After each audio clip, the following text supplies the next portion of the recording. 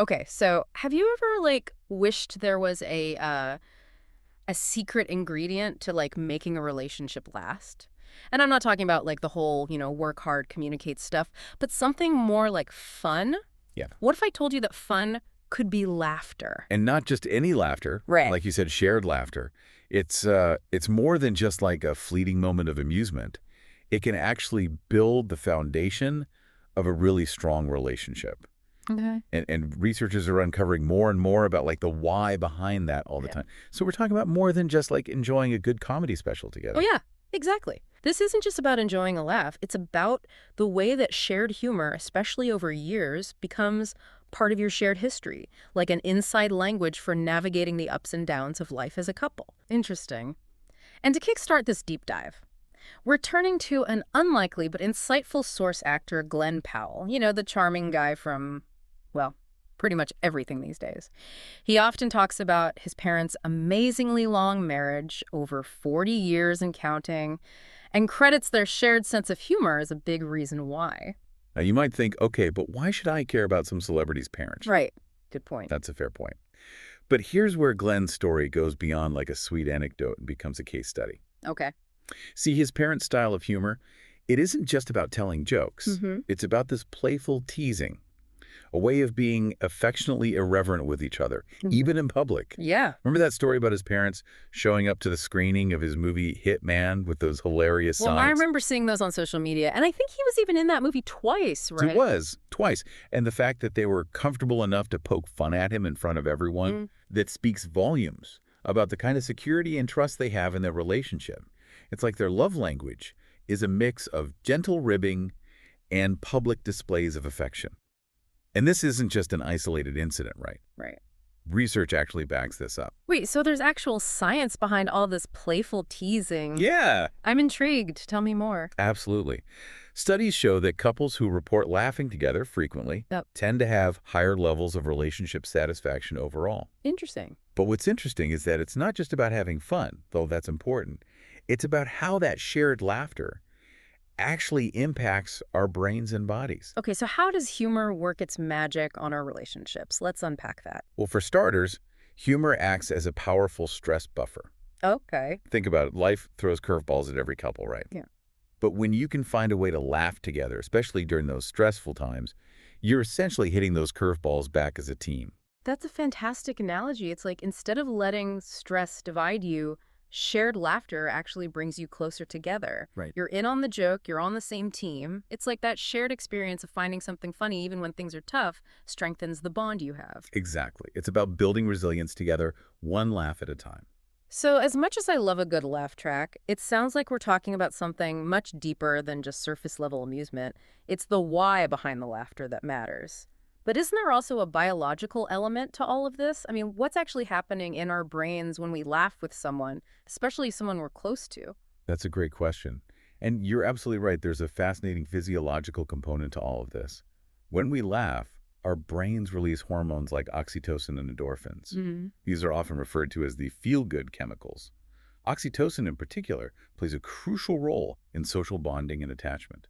So it's like laughter is literally giving us a dose of bonding hormones, making us feel more connected to the person we're sharing that moment with. That's a good way to put it. I'm starting to understand why those couples who laugh together just seem to have this effortless chemistry. Precisely. And it goes even deeper than that. Those endorphins I mentioned, they also act as natural pain relievers and stress reducers. So when you laugh with your partner during a challenging time, you're not just connecting on an emotional level, you're literally releasing a cocktail of chemicals that can help to alleviate stress and boost your mood. That's incredible. So, to recap, we've got shared memories, inside jokes, stress reduction, and a surge of feel-good hormones, all thanks to a little bit of laughter. Exactly. And all of that contributes to a stronger, more resilient relationship. And this isn't just about those big belly laugh moments. It's also about the little things, the everyday moments of silliness and shared amusement. So finding joy in the mundane, finding humor in the everyday chaos, that's where the real magic happens. I think so. It almost sounds too good to be true, but this begs the question, is all laughter created equal? I mean, we've all probably experienced that moment where someone tells a joke that falls flat or worse, rubs us the wrong way. Oh, absolutely. Yeah. Not all humor is created equal, and what lands well for one person might totally missed the mark for another. Yeah. It all comes down to your individual sense of humor, which, let's face it, is as unique as a fingerprint. So how do we navigate that? I mean, we can't exactly control what other people find funny, and even if we could, that doesn't sound like a recipe for a healthy relationship. Absolutely not. Trying to force humor or pretending to find something funny when you don't, that's a recipe for disaster. Yeah. It's about finding that sweet spot, that shared language of humor that feels authentic and connecting for both partners. And sometimes it takes a bit of work, right? Yeah. I mean, even couples who've been together for years can have different senses of humor. It's like that couple we mentioned earlier, John and Mary. They seemed to clash when it came to humor. John loved his sarcasm, but it just seemed to fly right over Mary's head. Yeah. Their story is a perfect example of how even well-intentioned humor can backfire if it's not aligned with your partner's style. Sarcasm in particular can be really tricky. It relies on a shared understanding of irony and can easily be misinterpreted, especially if it's not balanced with other forms of positive communication. It's almost like sarcasm needs a disclaimer sometimes, right? Like, I'm teasing you because I care about you, not because I actually think you're clueless. Exactly. And that's where emotional intelligence comes into play. It's not just about being funny, it's about understanding why something is funny, and more importantly, how that humor might be perceived by the person you're with. So it sounds like being mindful of your partner's sense of humor is key. But what about those times when you just don't find the same things funny? Are those relationships doomed? Not at all. Okay. Remember, it's about finding that shared language, and sometimes that means expanding your own repertoire of humor. Okay. It's like learning a new dance. It might feel a bit awkward at first. Yeah. But with practice and a willingness to embrace each other's styles, you can find a rhythm that works for both of you. That's actually really encouraging. So it's less about finding someone who laughs at all your jokes and more about finding someone who's willing to laugh with you, even if the jokes are sometimes a little different. Exactly. It's about that shared willingness to be silly, to not take yourselves too seriously, and to find those moments of levity even when life gets tough. Speaking of finding humor in unexpected places, remember how we talked about Glen Powell's parents playfully trolling him at his movie premiere? Yeah. I mean, that could have been a recipe for disaster, right? Oh, yeah. Big Hollywood event, cameras everywhere. And that's what makes their dynamic so fascinating. They turned what could have been a stressful situation, navigating the spotlight with their son, into a moment of shared laughter. It's like they were saying, we're in on the joke, we can laugh at ourselves, and that makes us even closer. That takes a special kind of bond, to be able to laugh at yourself, especially in front of an audience. It's almost like a secret weapon against the pressure and expectations that life throws your way. Precisely. And that's why humor can be such a powerful tool for navigating those inevitable challenges that every relationship faces. It allows you to step back, gain some perspective, and remember that you're in it together. It's like that old saying, laughter is the best medicine. But in this case, it might be the best relationship medicine, too. Right. And just like medicine, humor should be used in the right dosage and at the right time. Too much of a good thing can backfire, and it's important to be mindful of the context. So it's not about forcing a laugh a minute. It's about recognizing those moments when humor can help to lighten the mood, strengthen the bond, and remind each other that, hey, we're on the same team here. Absolutely. It's about finding those moments of shared amusement and connection that can make all the difference in the long run. You know, when we started this deep dive, I thought we were going to uncover some complex, secret formula for lasting love.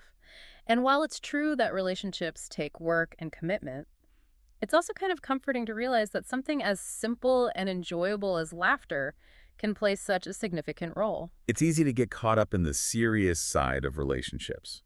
The communication, the compromise, all of which are incredibly important, don't get me wrong.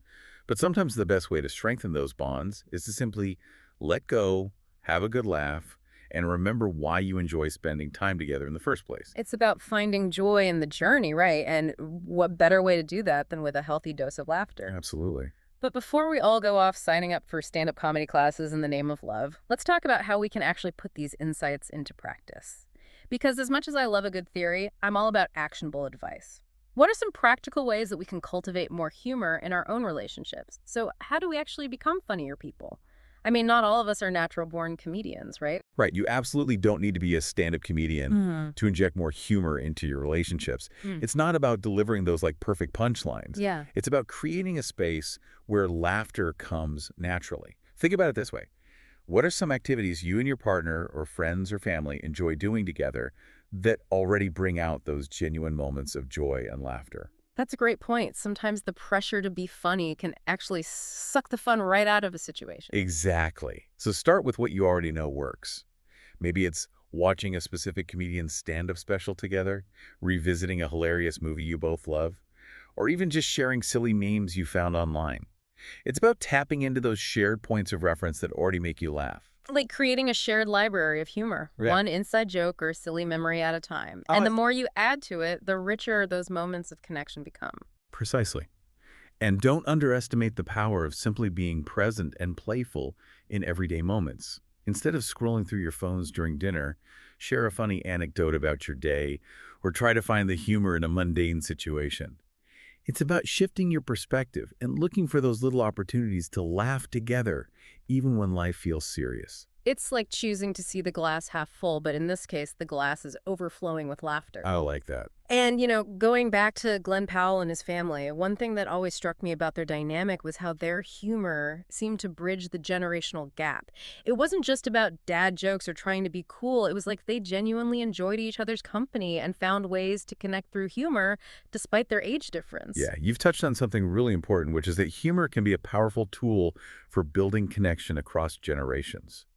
As we talked about earlier, younger generations tend to place a high value on emotional intelligence and authenticity, and humor, when used skillfully, can be a powerful expression of both. It's like humor can be a way of saying, I see you, I get you, and I appreciate our differences. Exactly. And that's what makes it such a valuable tool for building strong relationships, whether it's with a romantic partner, a family member, a friend, or even a colleague. So to wrap up this deep dive, it sounds like the key takeaway is this. Laughter really is a powerful tool for building stronger, more resilient, and more fulfilling relationships. And while we may not all be natural-born comedians, we can all cultivate more humor in our lives by being present, playful, and willing to share a laugh even when life throws us a curveball. Absolutely. And remember, like any skill, cultivating humor takes practice. Right. Don't be afraid to experiment, try new things, and find what works best for you and the people you care about. Because at the end of the day, a good laugh shared with someone you care about is one of life's simplest yet most powerful gifts. Couldn't have said it better myself. So go forth, embrace the power of laughter, and see what kind of magic unfolds in your own relationships. You might just be surprised by what you discover.